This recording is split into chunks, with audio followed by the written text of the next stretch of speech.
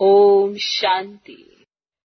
तुम विश्व में शांति स्थापन करने के निमित्त हो, इसलिए तुम्हें कभी अशांत नहीं होना चाहिए।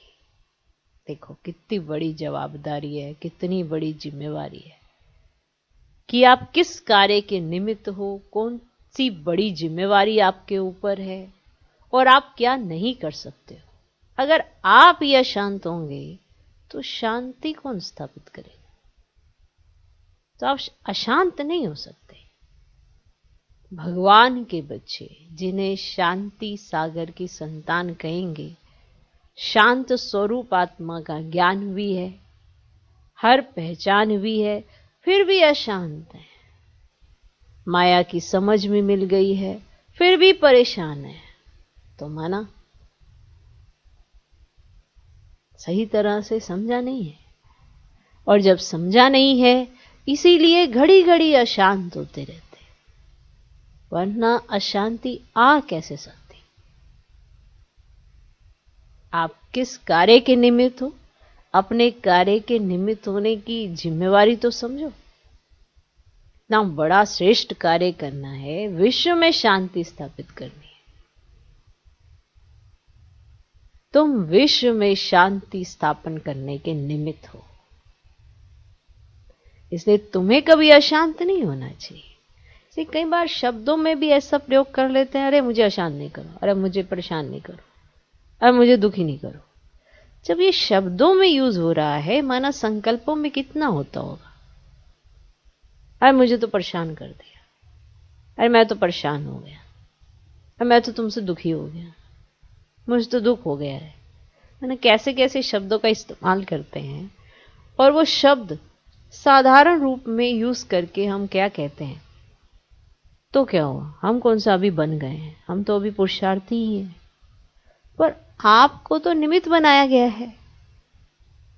ब्राह्मण बने, निमित्त बने, क्योंकि ज्ञान मिलते ही समझ मिल गई कि आपको क्या करना चाहिए, क्या नहीं करना चाहिए, क्या बोलना चाहिए, क्या नहीं बोलना चाहिए, कैसे संकल्प चलाने चाहिए, कैसे नहीं चलाने चाहिए। आपकी मनसा वाचा कर्मना कैसी होनी चाहिए, इसकी तो कंप्लीट नॉलेज मिल गई। फिर भी हम यूं ही इस्तेमाल कर लेते हैं साधारण से साधारण शब्दों को, और एक है शब्द इस्तेमाल करना, फिर उसे कर्मना में भी ले आते हैं।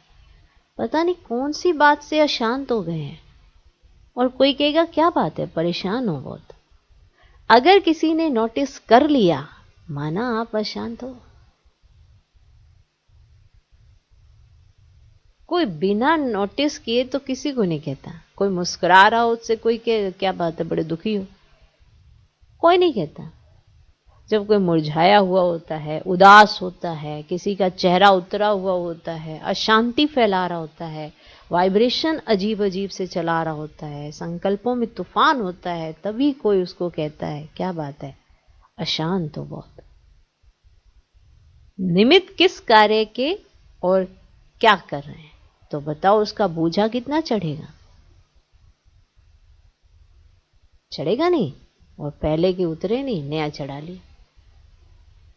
तो इसीलिए भगवान कहते हैं, डायरेक्ट ऑलमाइटी अथॉरिटी कहते हैं, जो जिम्मेवारी आपकी है उसको समझिए। आपका पाठ कोई साधारण तो है नहीं। माना शांति को स्थापित करना, उसके आप निमित्त हो, तो आप तो कभी अशांत नहीं हो सकते। आप तो कभी ये नहीं कह सकते मैं दुखी हूं, आप तो ये नहीं कह सकते मैं उदास हूं, आप ये नहीं कह सकते मैं बहुत परेशान हूं। इन शब्दों का इस्तेमाल तो आप कर ही नहीं सकते, क्योंकि आप तो शांति स्थापन करने के निमित्त हो, और कोई एक जगह नहीं, आप तो पूरे विश्व में शांति स्थापन करने के निमित्त हो। तो सोचो, जब आप विश्व में शांति स्थापन करने के निमित्त हो, तो आप जहां होंगे वहां तो शांति होनी चाहिए। आपकी वजह से अशांति हो रही है, माना आप अशांत आत्मा है, शांत आत्मा नहीं है। माना पुराना स्वभाव संस्कार आपके ऊपर हावी हो रहा है, परमात्म गुण और शक्तियां आपको दिखाई नहीं दे रही हैं, तो हम ईश्वरीय संतान भी नहीं है। तो किस कार्य के निमित्त है, कितना श्रेष्ठ पाठ है अपना, इसको समझकर अगर हम चलेंगे तो कभी भी अशांत नहीं हो सकते। ओम शांति।